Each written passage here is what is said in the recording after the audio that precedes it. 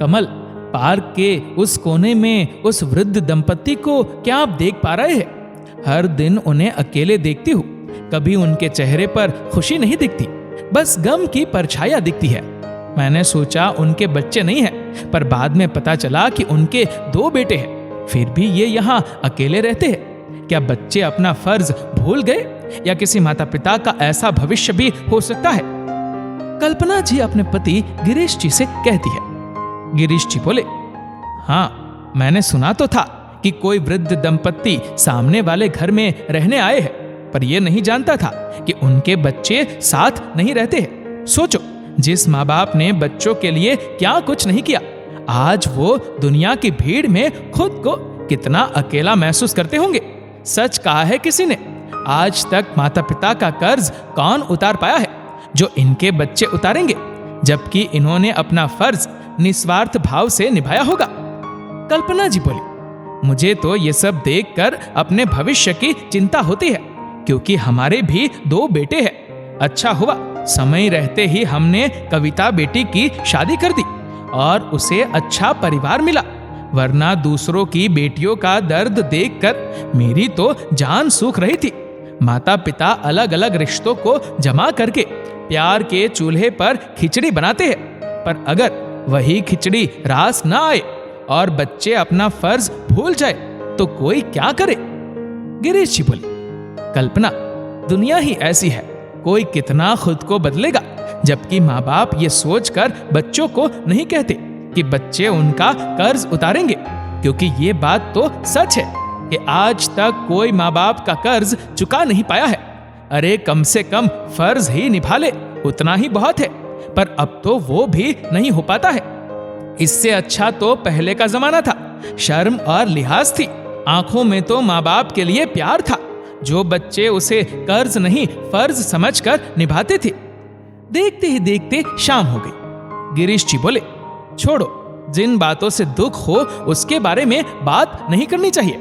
अब एक गर्मा गर्म चाय पिला दो तो मजा आ जाए। कल्पना जी बोली, कविता से इस घर में चहल पहल थी।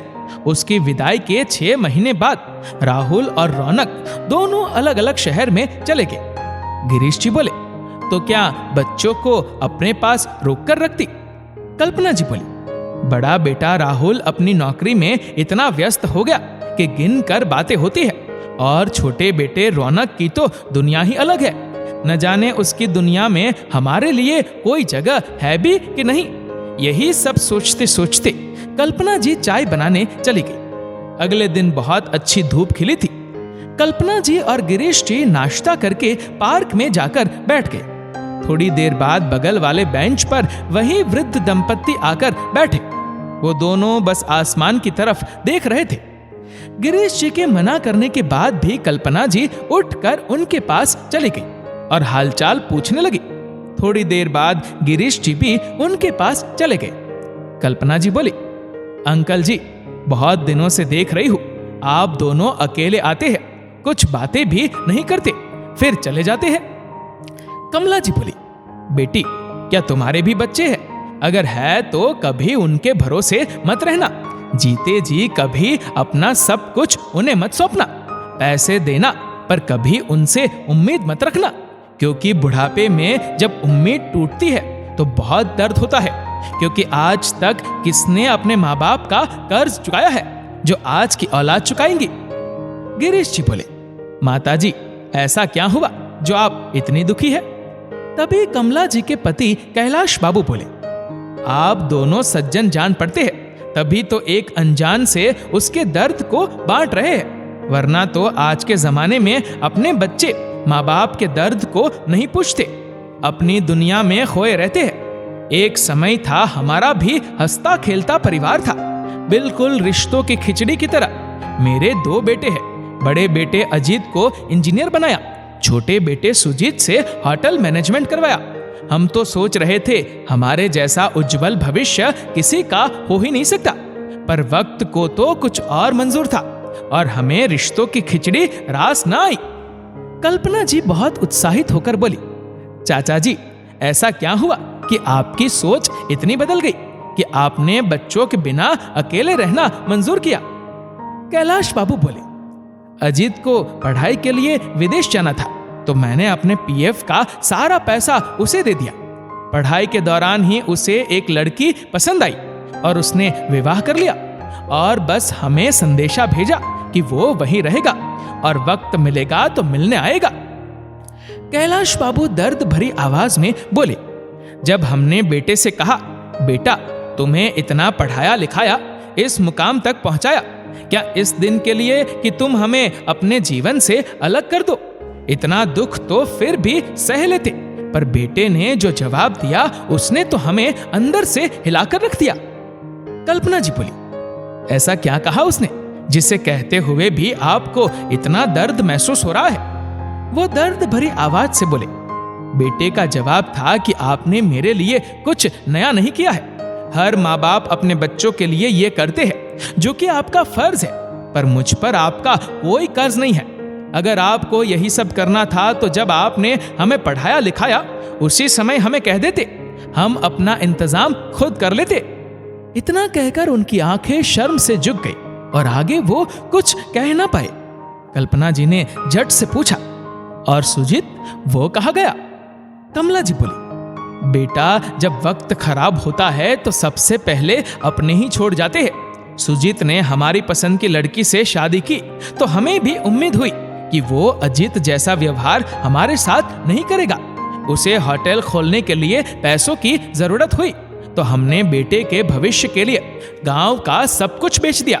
शहर का ये घर हमने रहने के लिए रखा था तो इसे हमने बेचने से इनकार किया तो उसने गुस्से में हमसे सारे रिश्ते तोड़ लिए। मैंने अपने दूध के कर्ज की भी दुहाई दी, पर बेटा सब कुछ भूल गया। सच कहा है किसी ने, माँ बाप का कर्ज कौन चुका पाया है? जो मेरे बच्चे चुकाते? क्या इसी दिन के लिए हम भूखे प्यासे रहकर भी अपने बच्चों का पेट भरते हैं? इतना कहकर कमला जी फूट फूट कर रोने लगी। गिरीश जी बोले, वो ऐसा आपके साथ कैसे कर सकते हैं? कैलाश बाबू बोले, हम जिनके भविष्य के लिए इतने दिनों उनके साथ रहे, उम्र के इस पड़ाव पर आज फिर उनकी वजह से अकेले हो गए। हम बच्चों को पढ़ने के लिए दूर इसीलिए भेजते हैं कि उनका भविष्य उज्जवल हो सके। इस बात की जमानत कोई नहीं दे सकता कि भविष्य में वही बच्चे हमारे साथ रहेंगे या हमारा साथ निभाएंगे। चलो कमला, शाम हो गई, घर चलते हैं। कल्पना जी ने कमला जी के कंधे पर हाथ रखकर उन्हें हौसला दिया। कमला जी नम आंखों से जिंदगी के बचे सफर को काटने के लिए सहज उठा रही थी और अपने साथी का हाथ थामे हुए चली गई। गिरीश जी और कल्पना जी उन्हें देखकर अपने भविष्य की चिंता करने लगे। फिर वो भी अपने घर चले गए। अब आए दिन उस वृद्ध दंपत्ति से कल्पना जी और गिरीश जी की मुलाकात होती रहती थी। समय बीत रहा था, उन्हें भी अपने भविष्य की चिंता हो रही थी। एक दिन कल्पना जी गिरीश जी से बोली, सुनो जी, राहुल बच्चा नहीं है, उसे साफ साफ पूछो कि आखिर उसने भविष्य के बारे में क्या सोचा है। गिरीश जी बोले, कैलाश बाबू की बातों ने तुम पर ज्यादा ही असर डाला है। तुम अपने बच्चों की तुलना उनसे क्यों कर रही हो?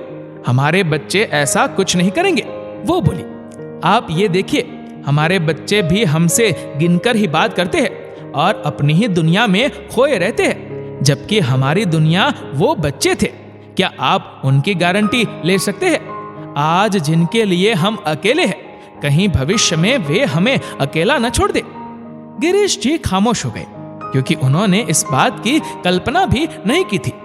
कल्पना जी के बार बार कहने पर गिरीश जी ने राहुल को फोन किया और अपने मन की दुविधा बताई तो राहुल चुप हो गया। उनके बहुत पूछने पर उसने कहा, पापा, उस शहर में मेरे लिए कुछ नहीं रखा। मेरा भविष्य इस शहर में है। बस आप लोगों के लिए मैं उस शहर में नहीं रह सकता। अगर आप लोग ठीक समझे तो इसी शहर में एक घर ले लीजिए। कम से कम मैं आप लोगों से मिलता जुलता ही रहूंगा। बड़े बेटे की बात सुनकर दोनों का मन छोटा हो गया। फिर उन्होंने रौनक से बात करना सही नहीं समझा। दोनों अब बहुत उदास रहते थे। एक दिन एक पड़ोसी ने कहा, बड़े बड़े शहरों में अब बुजुर्गों के लिए एक अलग इंतजाम किया गया है। वहां अपनी बची हुई जमा पूंजी जमा करवा दो, फिर आने वाली परेशानियों के लिए निश्चिंत हो जाओ। गिरीश जी बोले, विस्तार पूर्वक बताइए, ताकि दूसरे लोगों को भी इसकी जानकारी मिले, न जाने कब किसको जरूरत पड़ जाए।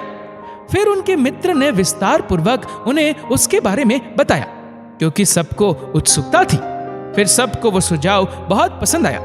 घर आकर गिरीश जी ने कल्पना जी को ये सारी बात बताई। कल्पना जी बोली, ये तो अच्छा सुझाव है, क्योंकि भविष्य के लिए हम अपने बच्चों पर आश्रित नहीं रह सकते। अगर वो हमें अकेला छोड़ दे, उससे बेहतर तो हम अपने अकेलेपन का इंतजाम पहले ही कर ले। कल्पना जी के मुंह से ये सब बातें सुनकर गिरीश जी बहुत आश्चर्यचकित थे कि जो माँ हर पल अपने बेटों के लिए पति से लड़ जाती थी, आज बेटे के द्वारा दिए गए दर्द से इतनी कठोर हो गई। कल्पना जी बोली, दर्द भी हमें तब तक ही रुलाता है जब तक हम उसे महसूस करते हैं। जब हमारे बच्चों ने इसी उम्र में हमारे लिए शर्त रख दी, तो बेहतर होगा हम अपना इंतजाम पहले ही कर ले। सच कहा था कैलाश बाबू ने, माँ बाप का कर्ज बच्चे कभी नहीं चुका सकते, तो क्यों उनके भरोसे रहना। कुछ दिन बाद गिरीश जी ने रौनक को फोन करके प्यार से समझाया, तुम्हारी पढ़ाई का आखिरी साल है, बेहतर होगा अच्छा काम ढूंढने की तलाश करो। 2 से 3 साल तक मैं तुम्हें मदद करूंगा, फिर उसके बाद मैं तुम्हारी मदद नहीं कर सकता। रौनक बोला, आप भैया का गुस्सा मुझ पर क्यों निकाल रहे हैं? कल्पना जी बोली, बेटा हम किसी से नाराज नहीं, बस अपने भविष्य का इंतजाम कर रहे हैं। तुम्हारी पूरी उम्र बची हुई है, पर हमारे पास न तो उम्र न पूंजी, तो तुम हमारी परेशानी समझ सकते हो। और आज तक किसी ने अपने माँ बाप का कर्ज चुकाया है जो तुम चुका पाओगे? हमें तो अपना इंतजाम करना ही होगा। और बच्चे माँ बाप के लिए हर वक्त हो या ना हो, माँ बाप मरते दम तक उनके लिए तड़पते हैं, तो हम भी हमेशा तुम्हारे लिए रहेंगे। दोनों दंपति ने दृढ़ संकल्प किया कि अब वो भावनाओं में बहकर कोई ऐसा काम नहीं करेंगे जिससे उनका बुढ़ापा बिगड़ जाए। रौनक की पढ़ाई खत्म हुई, माता पिता ने उसका साथ दिया। 2 साल बाद उसे अच्छी नौकरी मिल गई और वो मुंबई चला गया। वक्त निकाल कर माता पिता से मिलने तो आता, पर साथ रहने की उम्मीद कम जताता, जिसके लिए वो पहले से ही तैयार थे। जिन बच्चों के भविष्य के लिए कल्पना जी और गिरीश जी में न जाने कितने साल अकेले रहना स्वीकार किया, आज उन्हीं बच्चों ने अपने सुनहरे भविष्य के मतलब के कारण अपने माता पिता को अकेला छोड़ा। कुछ साल तक कल्पना जी और गिरीश जी उसी सोसाइटी में रहे। उनकी आंखों के सामने कैलाश जी और कमला जी इस दुनिया से चले गए। गिरीश जी की तरह ही उसके एक मित्र के साथ वही सब घटा। दोनों मित्र ने निर्णय लिया कि वो अपनी सारी संपत्ति देकर अपने घर में जाएंगे, जहां बच्चे तो नहीं होंगे, परंतु दुख बांटने के लिए कुछ अपने जरूर होंगे। दोस्तों, एक बार आंख बंद करके अपने बीते हुए कल में जाइए। हमारे माँ बाप ने हमारे उज्जवल भविष्य के लिए अकेलेपन को चुना था और हमें पढ़ने के लिए बाहर भेजा। आज जब उन्हें हमारी जरूरत है, तो हम अपने मतलब के लिए उन्हें अकेला छोड़ देते हैं। अगर वक्त खुद को दोहराता है, तो क्या कल उनकी जगह हम होंगे? दोस्तों, इस वीडियो को आप किस तरह से देखते हैं? आपके विचारों और सुझावों को नीचे कमेंट करके जरूर बताएगा। और अगर आपको वीडियो अच्छा लगा हो तो इस वीडियो को लाइक करेगा, शेयर करेगा ज्यादा से ज्यादा लोगों तक, और ऐसे ही और भी इंस्पिरेशनल वीडियोस के लिए सब्सक्राइब करें हमारे YouTube चैनल को और Facebook पर फॉलो करें हमारे पेज को। धन्यवाद।